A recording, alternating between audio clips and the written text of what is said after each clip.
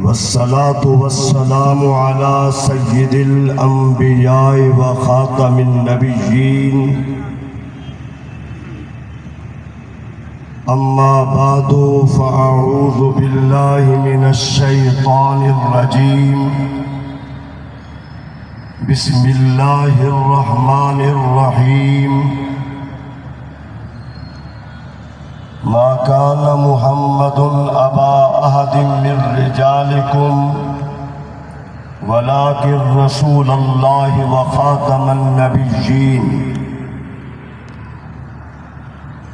قال الله تبارك وتعالى في مقام آخر قل يا أيها الناس إني رسول الله إليكم جميعا قال النبي صلى الله تعالى عليه وسلم أنا آخر الأنبياء وأنتم آخر الأمم قال النبي صلى الله تعالى عليه وسلم أنه سيكون في أمتي كذابون ثلاثون كلهم يزعم أنه نبي وأنا خاتم النبيين لا نبي بعدي قال النبي صلى الله تعالى عليه وسلم أرسلت إلى الخلق كافة وختم بي النبيون قال النبي صلى الله تعالى عليه وسلم ما بين السماء والأرض شيء إلا يعلم أني رسول الله إلا عاصي الجن والإنس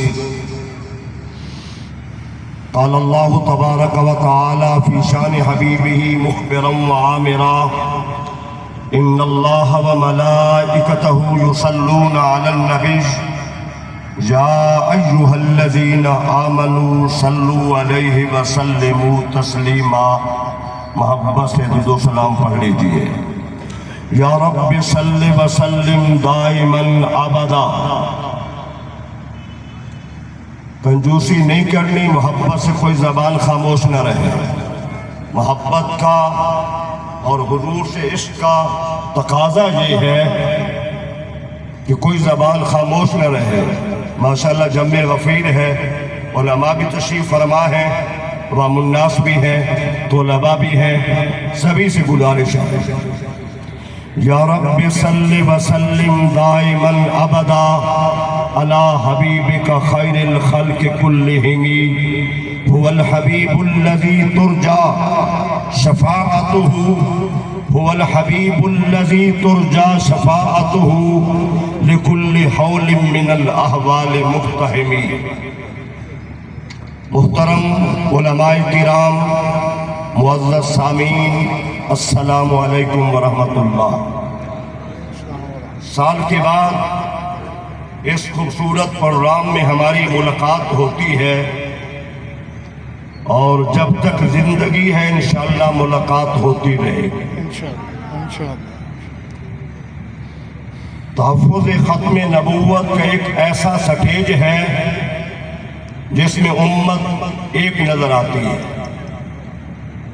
تحفظ ختم نبوت کا ایسا سٹیج ہے کہ سارے اختلافات بھلا دیے جاتے ہیں تحفظ ختم نبوت کا ایسا سٹیج ہے کہ نفرتیں دور ہو جاتی ہیں تحفظ ختم نبوت کا ایسا سٹیج ہے امت کا ایک متحد پلیٹ فارم ہے کہ پوری دنیا کے قادیانیوں کو ہم ایک پیغام دینا چاہتے ہیں تم کل بھی کافر تھے آج بھی کافر ہو اور تم کل بھی قیامت تک کافر ہو بے شک السلام علیکم یہ اس عقیدے میں اس بات میں دوسری کبھی کوئی رائے قائم نہیں ہو سکتی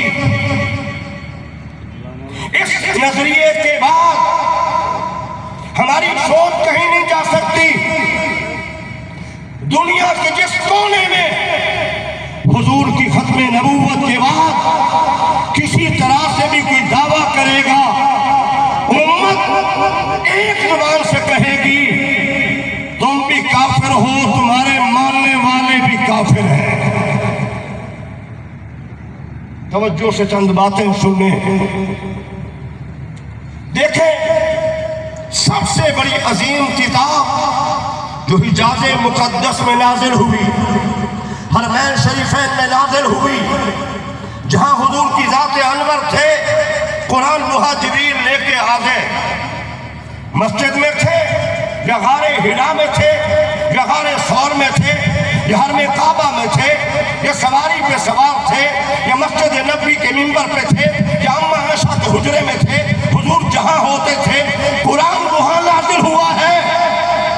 میں اس مرزا قادیانی پہ لعنت کیوں نہ بھیجوں جس نے کہا اِنَّا أَنزَلْنَاهُ قَرِيبًا مِنَ الْقَادِيَانِ، معاذ اللہ اس قرآن کو اللہ نے قادیان کے قریب نازل کیا ہے۔ میں کیوں نہ لعنت بھیجوں اس پہ، اور امت اس پہ کیوں نہ لعنت بھیجے جس کی سوچ یہ ہو، جس کی فکر یہ ہو، جس کا غلط نظریہ یہ ہو۔ میرے بھائیوں، قرآن میں اللہ کریم نے واضح فرما دیا، کیا فرمایا؟ ما کان محمد ابا احد من رجالکم، نہیں ہے محمد کریم صلی اللہ علیہ وسلم تمہارے مردوں میں سے کسی کے باپ۔ پھر حضور کی شان کیا ہے، حضور کا منصب کیا ہے؟ ولکن رسول اللہ و خاتم النبیین۔ آج خاموشی ہے، کیا وجہ ہے؟ چپ چاپ آج بیٹھے ہوئے، میں بھی تو آتا ہوں اس پروگرام میں، تو خون ٹھنڈا کیوں ہے آج؟ جذبات کیوں نہیں ہے؟ خون میں حرارت کیوں نہیں ہے؟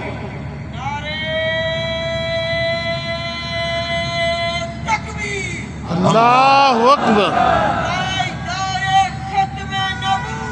زندہ باد زندہ باد، زندہ باد زندہ باد، بے شمار بے شمار بے شمار بے شمار۔ قرآن نے واضح انداز میں فرما دیا وَلَٰكِن رسول اللہ و خاتم النبیین۔ یہ قرآن کا اعلان صبح قیامت تک روشن و تابندہ ہے کہ حضور اللہ کے آخری نبی بھی ہیں اور آخری رسول بھی ہیں۔ اور پھر اللہ کریم نے فرمایا میرے حبیب، جس طرح توحید میری تھی تمہاری زبان سے اعلان ہوا قل هو اللہ احد، زبان تمہاری ہو، بات میری ہو، تم یہ بھی فرما دو قل یا ایھا الناس انی رسول اللہ الیکم جمیعا۔ میرے حبیب فرما دیجیے اے لوگو، انی رسول اللہ الیکم جمیعا، میں تم سب کی جانب اللہ کا رسول بن کے آیا ہوں۔ قرآن کی آیات کی تفسیر پہلے نمبر پہ قرآن کی آیات سے، دوسرے نمبر پہ قرآن کی تفسیر زبان نبوت سے۔ حضور نے کیا فرمایا؟ ارسلت الی الخلق کافہ وختم بی النبیون، اللہ نے مجھے تمام مخلوق کی جانب رسول بنا کے بھیجا ہے اور اللہ نے میرے پر نبوت کو ختم کر دیا ہے۔ پھر ارشاد فرمایا، حضور نے فرمایا ما بین السماء والارض شیء الا یعلم انی رسول اللہ الا عاصی الجن والانس۔ حضور نے فرمایا پوری کائنات، آسمان ہوں یا زمینیں، صحرا ہوں یا دریا، سمندر ہوں یا پہاڑ ہو، خشکی ہو یا صحرائی جگہ ہو، کائنات کی ایسی کوئی چیز ہے ہی نہیں جو مجھے جانتی پہچانتی نہ ہو۔ مشرق میں ذرہ پڑا ہے، مغرب میں تنکا پڑا ہے، تحت الثری میں کوئی چیز پڑی ہے، جس طرح وہ اللہ کی ربوبیت سے باخبر ہے، حضور کی ختم نبوت سے بھی باخبر ہے۔ انسانوں کی بات نہیں کرتا میں، ملائکہ کی بات نہیں کرتا میں، جنات کی بات نہیں کرتا میں بات کر رہا ہوں کائنات کا ذرہ ذرہ، جس طرح اسے علم ہے کہ اللہ میرا رب ہے، کائنات کے ذرے ذرے کو حضور کی ختم نبوت کا بھی علم ہے۔ میرے بھائیو ذرا غور کرنا، جو نبی آئے، رسول تشریف لائے،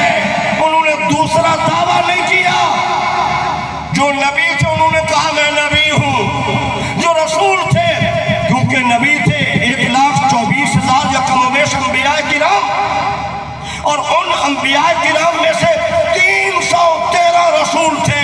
تو یاد رکھنا، جس نبی نے نبوت کا دعویٰ کیا اس نے بس کہا کہ میں اللہ کا نبی ہوں، اور جس کو اللہ کریم نے نبوت کے ساتھ رسالت بھی عطا فرمائی اس نے کہا میں اللہ کا نبی بھی ہوں، رسول بھی ہوں۔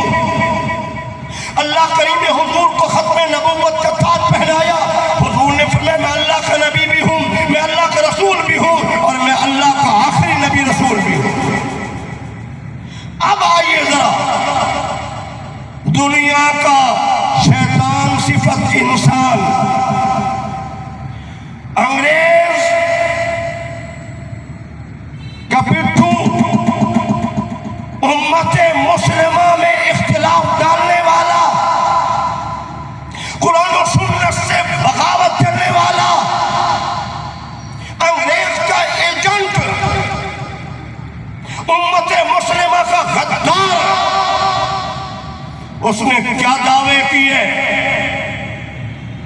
جھوٹا کبھی بھی ایک بات پہ قائم نہیں رہ سکتا، اس کی بات بدلتی رہتی ہے۔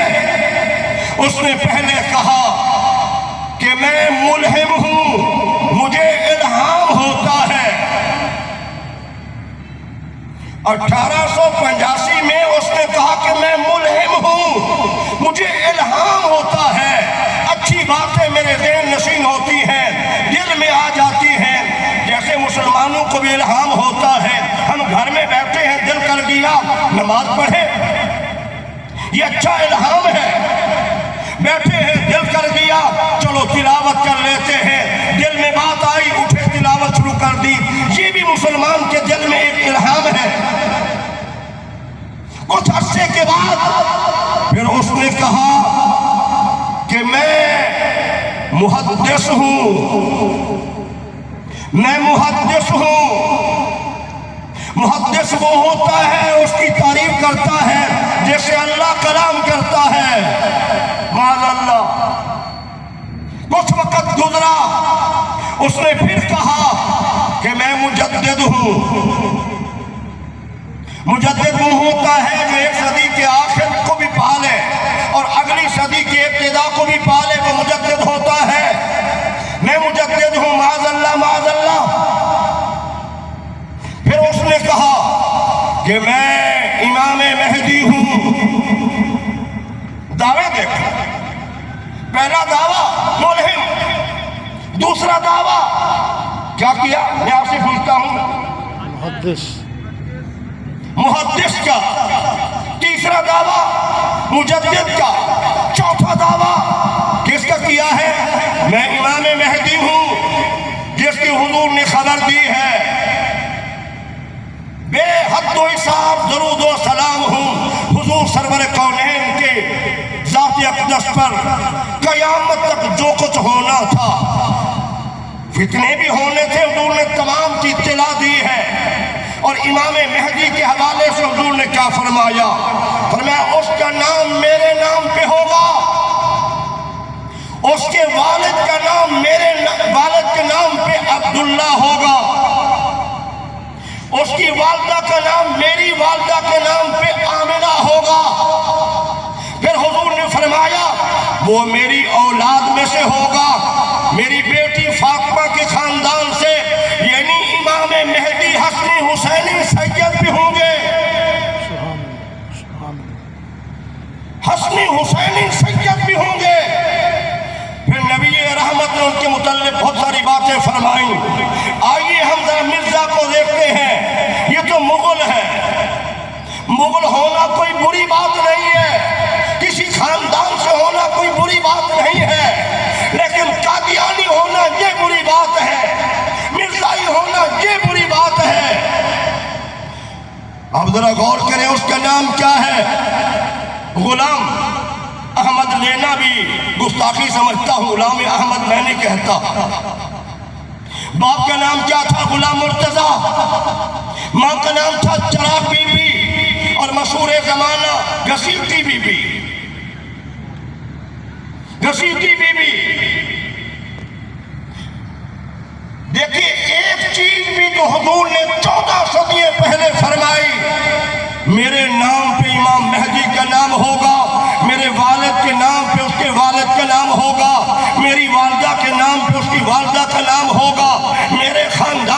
ہوگا, حسنی حسینی سید ہوگا, ایک بات ہی نہیں ملتی. اور پھر کہاں ظہور ہوگا, لوگ کہاں پہچانیں گے؟ حرم کعبہ کا طواف کرتے ہوئے امام مہدی کو لوگ پہچان لیں گے. میں پوری ذمہ داری سے کر رہا ہوں. مرزا قادیانی بدنام زمانہ شخص ایک مرتبہ بھی حرم شریف میں نہیں گیا. اور حضور نے بھی فرمایا دجال پوری دنیا کا دورہ کرے گا, لیکن مکہ مکرمہ اور مدینہ منورہ دونوں جگہ اس کا, دونوں حرمین شریفین میں اس کا داخلہ بند ہے. ملائکہ اس کی حفاظت کے لیے موجود ہے, جو حرمین شریفین میں اسے نہیں آنے دیں گے. اور یہ ظالم بدنام زمانہ شخص ایک مرتبہ بھی نہیں جا سکا. اور پھر غلیظ زبان اس کی یہ, معاذ اللہ, دنیا میں دو ہی تو شہر ہیں جو بدبودار ہیں. سنیے, دل کو تھام کے سنیے. کہتے ہیں معاذ اللہ مکہ مکرمہ بھی معاذ اللہ بدبودار شہر ہے, اور معاذ اللہ مدینہ منورہ بھی بدبودار شہر ہے. یہ ہے ظالم خبیث قادیانی. سوچئے ذرا, غور کیجئے. اور پھر میں اس نے امام مہدی ہونے کے بعد 5ویں نمبر پہ دعویٰ کیا میں مسیح ہوں, عیسیٰ علیہ السلام کی مثل ہوں. معاذ اللہ, معاذ اللہ. چھوٹے نمبر پہ اس نے دعویٰ کیا میں بے عین ہی عیسیٰ ہوں, بے عین ہی مسیح ہوں. حضرت عیسیٰ علیہ السلام کے متعلق اس کی بکواسات بھی انتہائی غلط موجود ہے. پہلے اس نے کہا کہ عیسیٰ علیہ السلام کی قبر کشمیر میں ہے. پھر اس نے کہا جو عیسیٰ علیہ السلام نے آسمان سے نازل ہونا ہے, میرے دائیں بائیں فرشتے تھے, میں بھی آیا ہوں. کس کو پتہ نہیں ہے؟ یہ ظالم قادیان میں پیدا ہوا خبیث. پھر اس نے دعویٰ کیا آگے, اس نے کہا کہ معاذ اللہ میں نبی بھی ہوں, رسول بھی ہوں. اور پہلے وہ لکھ چکا ہے میں حضور کو آخری نبی آخری رسول مانتا ہوں. درو گورا حافظہ نباشت, جھوٹے کا کبھی حافظہ نہیں ہوتا. پھر اس نے کہا 9ویں نمبر پہ کہا معاذ اللہ, معاذ اللہ میں تو محمد ہوں, معاذ اللہ. 10ویں نمبر پہ اس نے پھر دعویٰ کیا معاذ اللہ میں تو ان سے بھی بڑھ کر ہوں, معاذ اللہ شان میں. میرے بھائیوں ذرا غور کرو, توجہ کرو ذرا. لعنت اللہ علی الکاذبین. دنیا میں بے شمار لوگ جھوٹے موجود ہیں, پہلے بھی تھے, اب بھی ہیں, پھر بھی آئیں گے. لیکن رب کعبہ کی قسم, جس طرح کائنات میں مرزا قادیانی سب سے بڑا جھوٹا تھا, ایسا جھوٹا اور کوئی نہیں آیا.